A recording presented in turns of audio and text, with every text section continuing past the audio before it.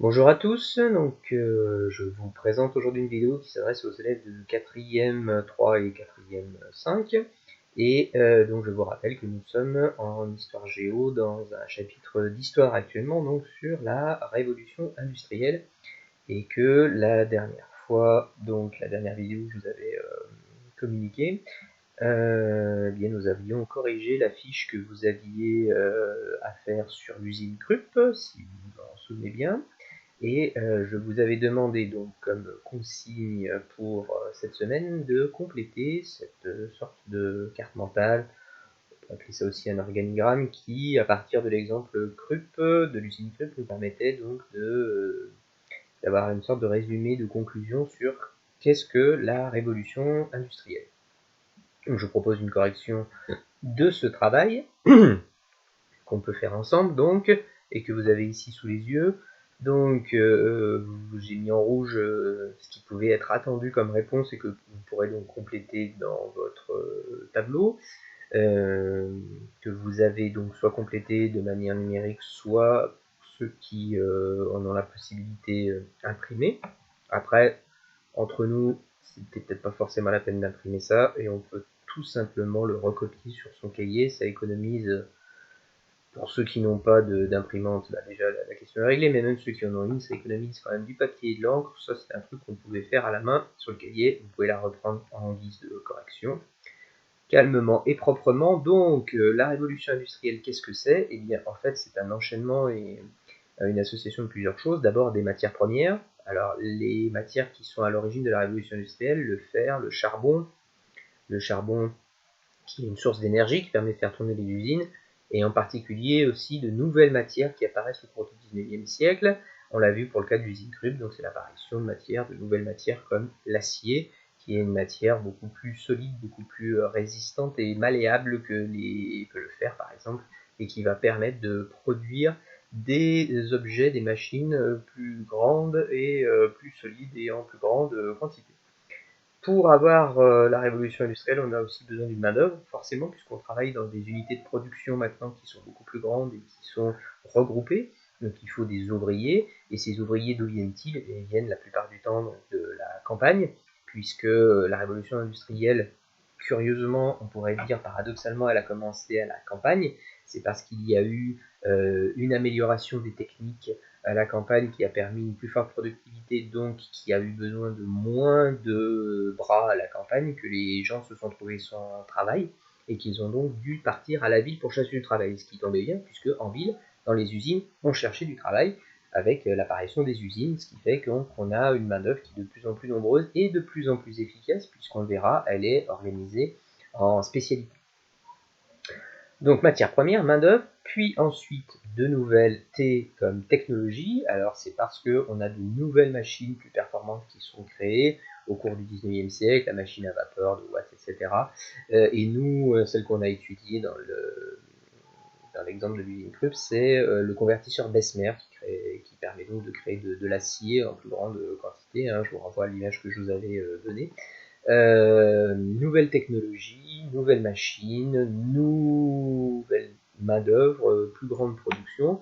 Donc tout ça agrégé plus une division du travail, c'est-à-dire que non seulement il y a plus d'ouvriers dans les usines qui sont de plus en plus grandes et avec de plus en plus de machines performantes, mais en plus on a spécialisé la division du travail. Chaque ouvrier a sa propre tâche, chaque ouvrier travaille en fonction de sa spécialité, il ne fait qu'une seule chose très précise, ce qui n'était pas le cas avant, où on avait des petites unités de production, souvent à la campagne, des petits ateliers où on faisait tout de A à Z quand on voulait fabriquer quelque chose. Maintenant, dans les usines au cours du 19e siècle, chaque ouvrier est spécialisé dans un élément de la tâche, et c'est en associant toutes les tâches qu'on obtient le produit final.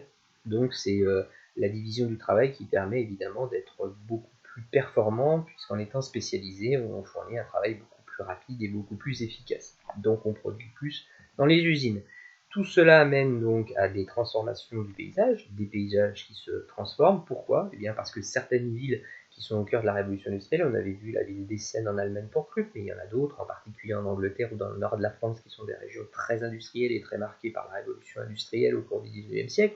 qu'elle concentre des unités de production, puis c'est aussi là qu'on retrouve les sources d'énergie comme les mines de fer ou de charbon, et bien ces paysages sont complètement transformés. On a des villes qui sont totalement occupées par des dizaines, des centaines d'usines, plus des logements ouvriers qui sont à côté, plus des voies de communication avec le train qui très souvent, la gare se trouve à côté des unités de production. Donc ça transforme totalement les villes qui ne ressemblent plus du tout à ce qu'elles étaient avant la révolution industrielle. Et point négatif ou positif à l'époque, hein, c'est des villes qui sont très grises, qui sont très polluées, où il y a beaucoup de fumée d'usine. Je dis point positif parce qu'à l'époque c'est vu comme quelque chose de bien, c'est-à-dire que plus ça fume et plus ça veut dire que ça tourne, que ça qu'il y a du boulot et que donc que c'est performant. Évidemment que vu de notre point de vue aujourd'hui, au 20e, 21e siècle, où ces usines-là ont fermé, où on a des paysages qui sont noirs, gris, etc., c'est plutôt vu comme quelque chose de négatif sous l'angle de la pollution, mais ce n'était pas le cas au moment de la révolution industrielle.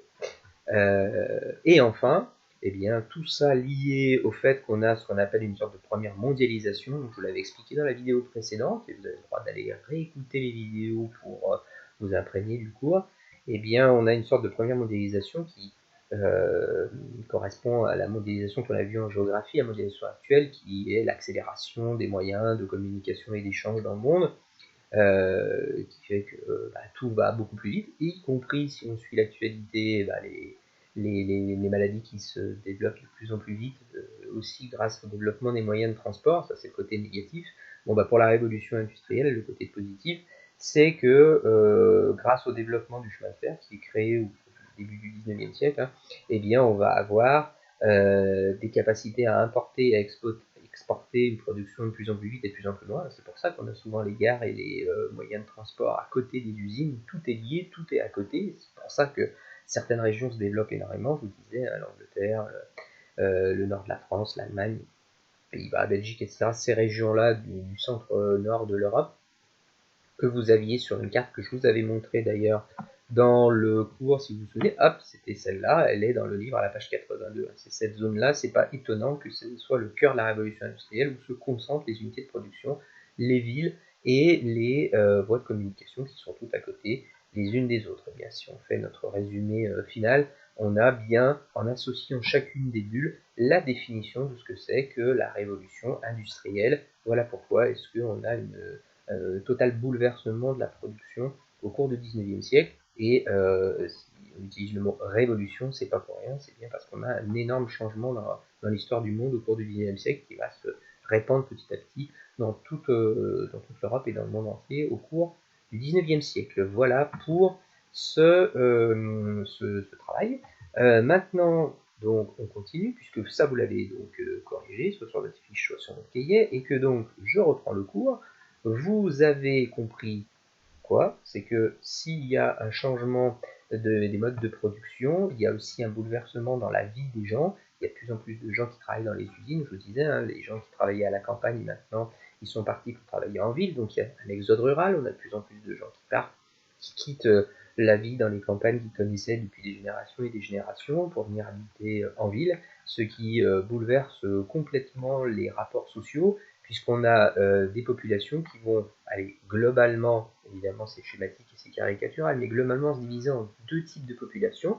Et ça, sur votre cahier, donc à la suite de la fiche que vous venez de corriger, de recopier, vous pouvez noter, donc, grand 2, on a des bourgeois et des ouvriers. En gros, on a les propriétaires des usines, les bourgeois, hein, qui vont s'enrichir grâce justement au développement économique et au développement des échanges au cours du 19e siècle. Et puis à côté, on a la masse des ouvriers, des centaines, des milliers, des dizaines de milliers d'ouvriers qui vont travailler dans ces usines et qui vont développer aussi leur propre mode de vie, ce qui va amener donc de nouveaux rapports sociaux dans les populations des pays touchés par la révolution industrielle, évidemment, entre bourgeois et ouvriers, et aussi un bouleversement dans les modes de vie. Et donc vous avez dans le livre, page 88-89, donc vous allez pouvoir prendre le livre pour observer ça. Donc qu'est-ce que la bourgeoisie? et quel est son mode de vie. Vous avez en particulier 2 documents où vous allez avoir à la fois un point de vue positif sur la bourgeoisie et un point de vue négatif, et vous aurez ici mode de vie bourgeois et puis définition de la bourgeoisie. Et puis si vous tournez la page 90-91, vous avez l'inverse, vous avez les ouvriers, la vie des ouvriers dans les usines, un regard critique sur la vie des ouvriers, et sur également à la page 91 l'évolution des droits des ouvriers tout au long du 19e siècle, et comment est-ce que petit à petit, eh bien, on a essayé d'améliorer au fur et à mesure les conditions de vie des ouvriers en leur donnant donc certains avantages, moins d'heures de travail, des jours de repos, etc. etc. C'est ce que vous avez en particulier ici sur cette image. Je rappelle qu'au cours du 19e siècle, les enfants ils vont travailler, ils vont dans les usines, et que ça aussi, ça fait partie d'un enjeu du 19e siècle de réduire le temps de travail des enfants. Donc petit signe pour ceux d'entre vous qui voudraient bien aller travailler, mettez-vous à la place des enfants qui travaillent dans ces usines-là, et que petit à petit, ça va amener à quoi? Ça va amener justement au fait qu'à un moment, on dira que les enfants, il faut qu'ils arrêtent de travailler, puis qu'ils aillent à l'école, que leur place, c'est pas dans les usines, dans ces conditions-là. Donc ça, c'est une des réflexions sur le 19e siècle, donc il faut replacer justement tout ça dans le contexte de la révolution industrielle, ce qui va amener à un travail que je vais vous demander de faire pour la prochaine fois. Donc vous allez avoir cette fiche là, donc je vous la mets ici et je vous la mets en pièce jointe sur Pronote comme d'habitude, où vous allez donc devoir comparer le mode de vie des bourgeois avec le mode de vie des ouvriers, donc grâce à ces pages du livre 88 à 91. Donc voilà le travail que vous aurez à faire pour la prochaine fois, et donc en début de semaine prochaine, je vous fournirai comme d'habitude une correction de ce travail, que j'espère que vous faites avec sérieux. Et quand je vous fournirai la correction, là aussi je vous donnerai la suite du travail sur cette révolution industrielle au cours du 19e siècle. Voilà. J'espère que tout va bien pour vous, et je vous souhaite un bon courage là aussi sur ce travail et sur le reste, et je vous dis à bientôt.